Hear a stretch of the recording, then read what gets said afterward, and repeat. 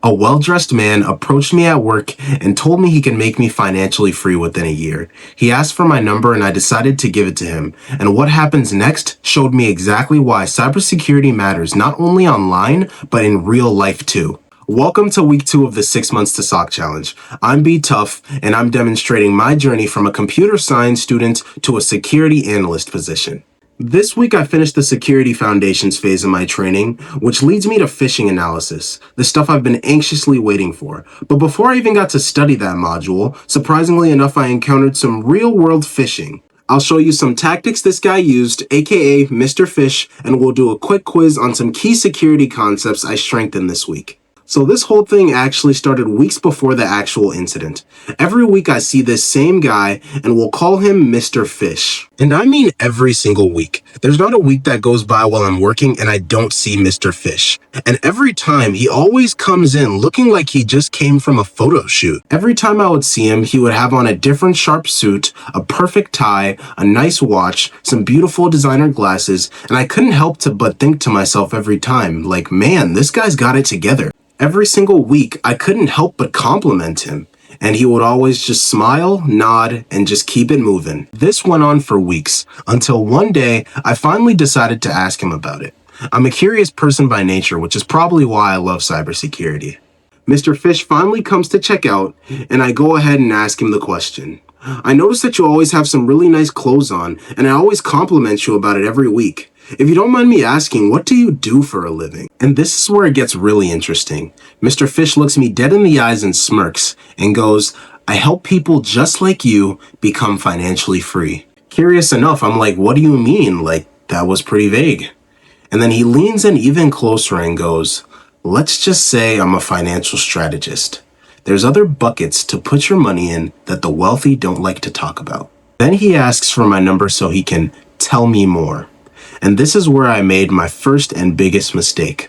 I was hooked, and I decided to give Mr. Phish my number. Now this all happened pretty early in the morning during my shift, and I get pretty busy during the day. So eventually I kind of forgot that I even gave Mr. Phish my number. A few days go by, and out of nowhere I get a call in the middle of the afternoon.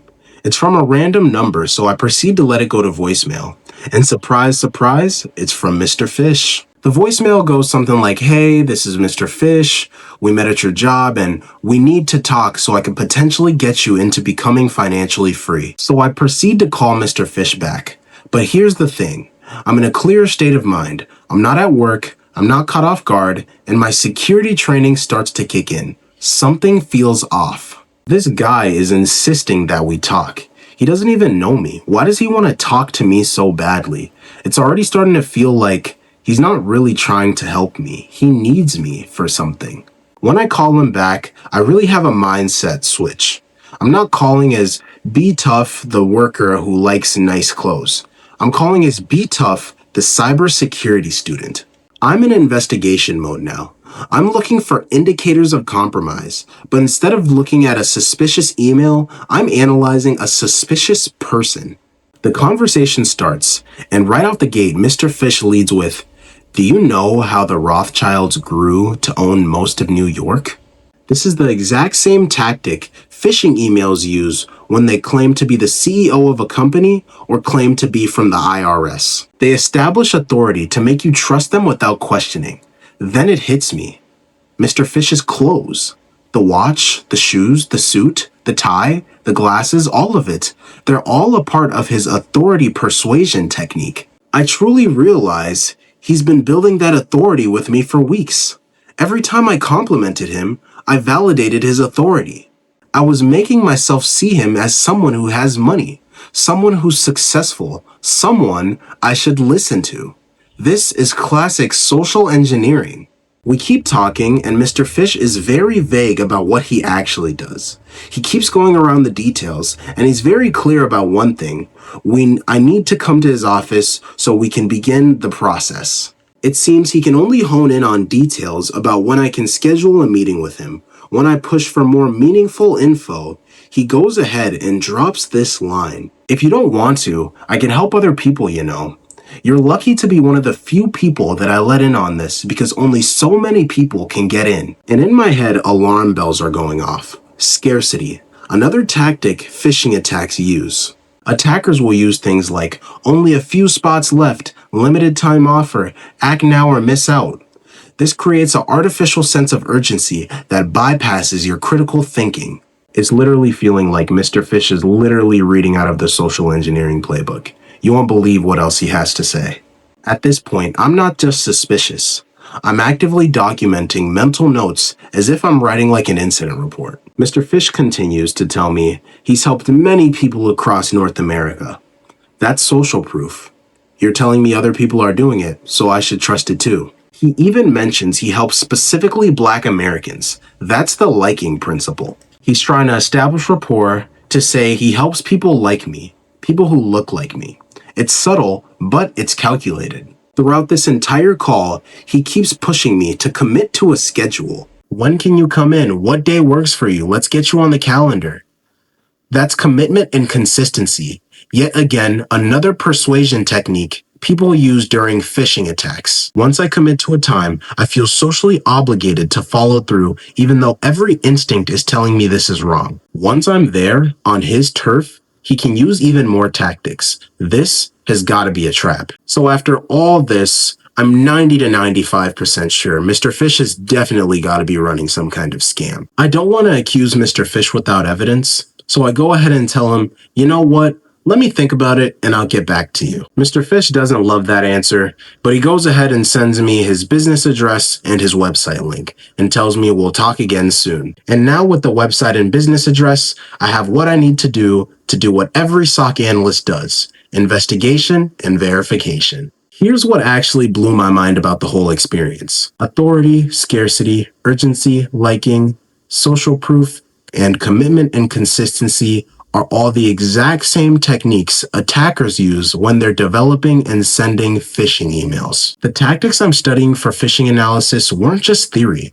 They showed up in real life, in person, from a well-dressed man at my job. Because of my cybersecurity training, I caught it.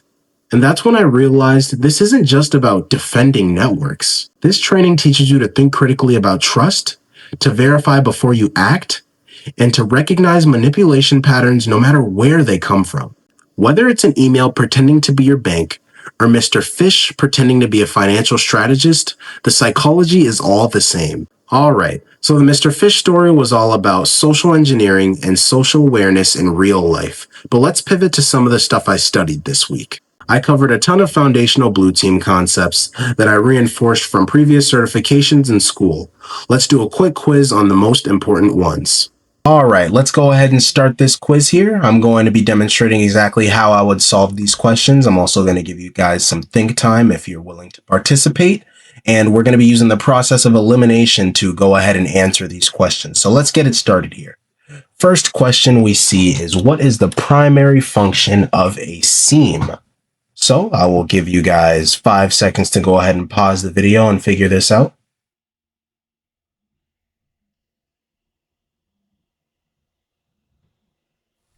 All right, so the primary function of a seam, I actually haven't looked over these questions, so we're going to be going first here too. So to monitor endpoint devices, only endpoint devices. We know that these can monitor a lot more than just endpoints.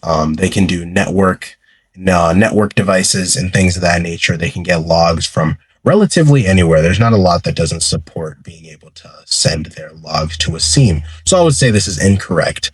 Next, we're going to go to collect, organize, and correlate logs from all network devices and flag suspicious activity. This is actually a really good answer. I would put this as number 1. I don't see anything incorrect with this. All network devices pretty much includes anything that is communicating with other devices. So, and that's definitely what we want to have sent to the seam. So this is my number 1 answer so far. To provide antivirus protection, seams typically don't provide any sort of antivirus protection. So we know that's wrong. To manage employee passwords, we know that is incorrect as well, because seams don't have anything to do with managing employee passwords, but they do have everything to do with collecting, organizing, correlating, and correlating logs from all network devices, as well as flagging suspicious activities. So security analysts can go ahead and investigate what the seam is saying. So let's go ahead and try this one, and that is correct. A SIEM, a security information and event manager, is a mission control for SOC Analyst. It collects logs from firewalls, servers, endpoints, and web applications, then correlates events across different systems to flag suspicious activity, like detecting coordinated phishing campaigns. Beautiful. That is correct. And like I said, this would probably be the second closest to it, but it doesn't monitor only endpoints. That's where it gets wrong there. So next question, what makes EDR different from a SIEM? So when I was actually reinforcing this learning, I had to honestly sit there and think about this, because I really was sitting there like, man, like these two can do a lot of the same things, but there are pretty distinct differences between the two. I'll give you 5 seconds here.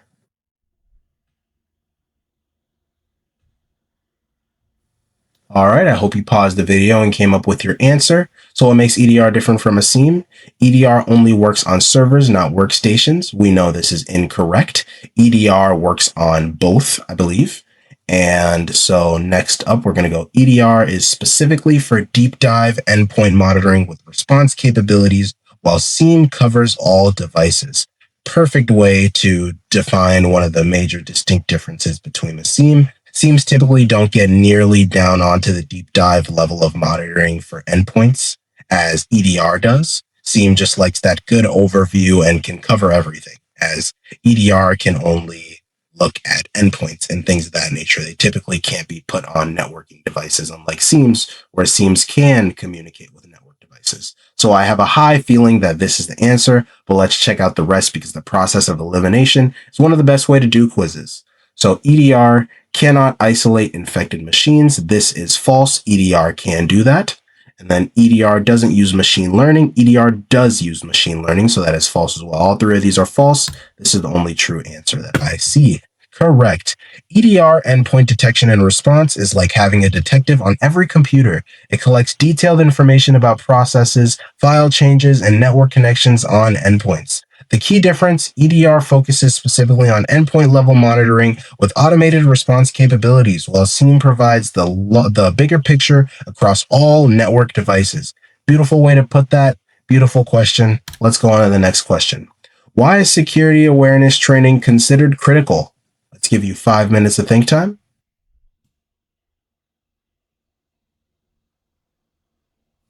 All right, I hope you paused the video and came up with your answer. Why is security awareness training considered critical?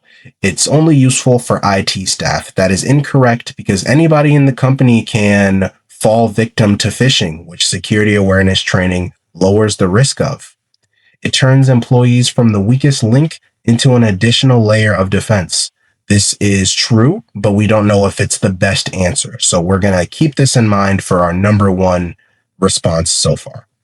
It replaces the need for technical security controls. That is completely false. Security awareness training is not something that you can use to replace technical security controls, because sometimes attackers can find technical ways in and not even communicate with any humans before finding a way in. So this is incorrect.